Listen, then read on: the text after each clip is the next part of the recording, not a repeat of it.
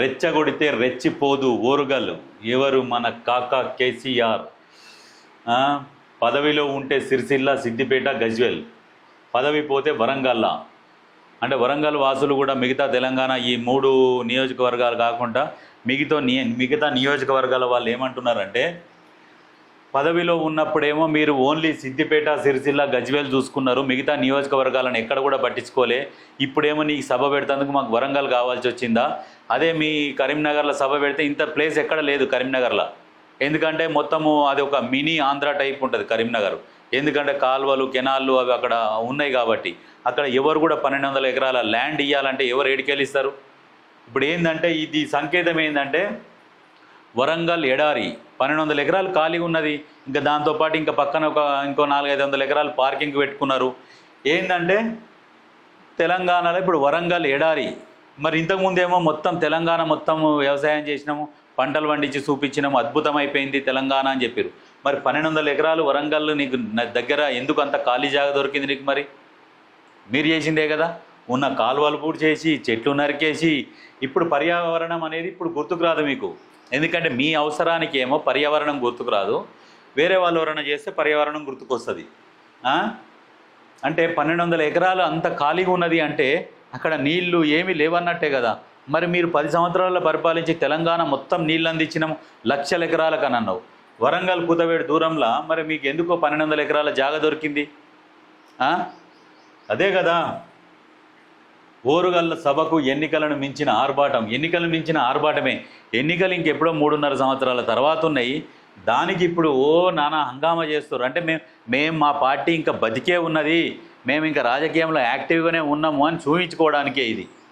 దానికి మించితే ఇంక ఏమీ లేదు. ఇక్కడ జనసేకరణకు నాయకుల పాటలు, జనసేకరణకు నాయకుల పాటలు పడతారు, బాగా పైసలు ఖర్చు పెడుతున్నారు. ఇప్పటికే 1000 కోట్లు ఖర్చు పెట్టిరట. చూడాలి. భారీగా డబ్బులు ఖర్చు చేసేందుకు సిద్ధమైంది. ఆల్రెడీ ఖర్చు చేస్తూనే ఉన్నారు, పెడుతూనే ఉన్నారు. అయినా కానీ జనాలు ముక్కిరిస్తున్నారు. ఒకవేళ జనాలు ఎవరన్నా వచ్చినా బస్సు ఎక్కి వస్తారు, వచ్చి ఆ వరంగల్లో దిగుతారు, పోదామంటారు, కథం ఎక్కడికో పోతారు, ఎన్నో కూర్చుంటారు. వాళ్ళకి ఇచ్చే ముందే ఇస్తే వాళ్ళు ఎన్నో చల్లగా నిమ్మలంగా కూర్చుంటారు. ఆ ఎండకు వచ్చి మీరు చెప్పే సోది ఏముంటుంది? ఏముండదు. మా అయ్య సాగు నోట్లే తలకాయ పెట్టిండు, మా అయ్య సాగు నోట్లే తలకాయ పెట్టిండు, ఇదే ఉంటుంది. మేము మొత్తం కష్టపడ్డాము, 25 ఏళ్ళ నుంచి కష్టపడ్డాం తెలంగాణకి, ఇదే ముచ్చట ఉంటుంది, ఇంకేముండదు. మీరు కనీసం ఒక ఉద్యమకారుని పేరన్న తలుస్తారా ఆ సభలో? ఒక అమరవీరుని పేరు తలుసుకుంటారా ఆ సభలో?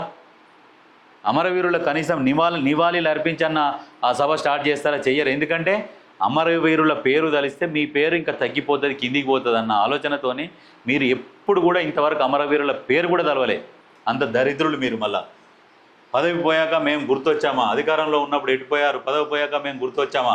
ప్రశ్నిస్తున్న వరంగల్ ప్రజలు. ఈ చెప్పుల దండ కూడా తీసుకొని పోతున్నట్టు ఒక ఆయన. బీఆర్ఎస్ పార్టీ రజతోత్సవ సభను విజయవంతం చేసి పార్టీకి పూర్వవైభవం తీసుకురావాలని కేసీఆర్ భావిస్తున్నారు. పూర్వవైభవం తీసుకురావాలని అంటే ఇప్పుడు ఏ వైభవం లేదు, మొత్తం ఇక డల్లా అయిపోయింది, ఇక అట్టడుగు స్థానానికి పోయిందని చెప్పేసి అని అంటున్నట్టే కదా ఇండైరెక్ట్గా. అర్థం చేసుకోరు ప్రజలారా. బీఆర్ఎస్ పార్టీ తెలంగాణలో ఉండదు, గుర్తుపెట్టుకోరి. బల్లా గుద్ది ఏదైనా ఎట్టనైనా చెప్పగలుగుతాం. ఎందుకంటే రాదు, ఉండదు కూడా ఇక్కడ. ఈ సభ కోసం నాయకులకు లక్ష్యాలు నిర్దేశించారు. దీంతో ఎన్నికలను మించిన ఆర్భాటంతో నాయకులు ఏర్పాట్లు చేస్తున్నారు.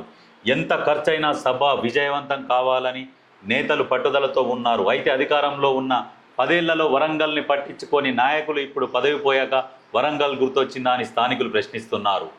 అంతే కదా, ఎంత ఖర్చైనా పర్వాలేదు. అక్కడ భారతదేశం మీద ఉగ్రవాదులు దాడి జరుపుతున్నా కానీ మాకేం సంబంధం, ఎన్నో మూలలు జరుగుతున్నా మాకేం సంబంధం, మాది మేము చేసుకుంటాం. ఇప్పుడు వీళ్ళకు బెదిరింపు కూడా ఉన్నదంట. ఈ సభకు బెదిరింపు ఉన్నది అని చెప్పేసి అంటే కూడా అయినా మేము నిర్వహించుకుంటాం మా సభ మేము అని మాట్లాడుతున్నారు. అయితే అధికారంలో ఉన్న 10 ఏళ్లలో వరంగల్ని పట్టించుకొని నాయకులు ఇప్పుడు పదవి పోయాక వరంగల్ గుర్తొచ్చిందా అని స్థానికులు ప్రశ్నిస్తున్నారు.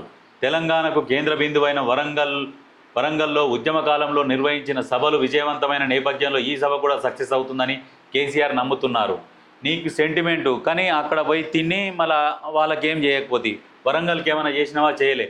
వరంగల్లో హాస్పిటల్ కట్టి హాస్పిటల్ పేపర్లు కూడా తాకట్టు పెట్టిండు ముంబై కాంట్రాక్టర్. ఏ అయితే కాంట్రాక్టర్కి ఇచ్చిరో అదే కాంట్రాక్టర్లకు ఆ పేపర్లు తాకట్టు పెట్టి ఆ హాస్పిటల్ కూడా నిలిచిపోయింది. ఇప్పుడు ఏం చెప్తారంటే ఇప్పుడు వచ్చిన ప్రభుత్వమే ఆపింది అన్నట్టుగా మాట్లాడతారు. ఆ పేపర్లు ఎవరి దగ్గర ఉన్నాయి మరి? వరంగల్ హాస్పిటల్ కట్టిరు కదా, ఓ సగం వరకేమో కట్టిరు, దాన్ని తాకట్టు పెట్టి పడేసారు. మరి ఆ పైసలు ఏమైనా తాకట్టు పెట్టిన ఆ పేపర్లు కూడా అవి కూడా రావాలి కదా, మరి దాని విషయం కూడా బయటికి తీయాలి ఉన్న ప్రభుత్వం. మరి ఎందుకు తీస్తలేదని అర్థమే అవుతలేదు. బీఆర్ఎస్ పార్టీ రాష్ట్రంలో ఉనికి కాపాడుకోవడానికి ఈ సభ దోహదపడుతుందనే ఉద్దేశంతో వరంగల్ను ఎంచుకున్నట్లు సమాచారం. సభను విజయవంతం చేయడానికి ఎంత ఖర్చైనా భరించేందుకు నాయకులు సిద్ధంగా ఉన్నారు. నియోజకవర్గాల వారీగా జన సమీకరణ కోసం లక్ష్యాలు నిర్దేశించి విచ్చలవిడిగా డబ్బు ఖర్చు చేస్తున్నారని తెలుస్తుంది. గత 2 నెలలుగా ఈ ఏర్పాట్లు జోరుగా సాగుతున్నాయి. బీఆర్ఎస్ ఎమ్మెల్యేలు, మాజీ మంత్రులు, మాజీ ఎమ్మెల్యేలు, రాష్ట్ర నాయకులు ఈ సభ కోసం రాత్రింబవలు నిద్రపోకుండా శ్రమిస్తున్నారు. ఎన్నికల సమయంలో కూడా ఇంత కష్టపడలేదని వాపోతున్నారు. తెలంగాణ ఉద్యమంలో వరంగల్ను వాడుకొని అధికారంలోకి వచ్చిన కేసీఆర్ పదవిలో ఉన్నప్పుడు సిరిసిల్ల, సిద్దిపేట, గజ్వేల్ను అభివృద్ధి చేశారని, అధికారం పోయాక వరంగల్ గుర్తొచ్చిందని స్థానికులు ఆగ్రహం వ్యక్తం చేస్తున్నారు.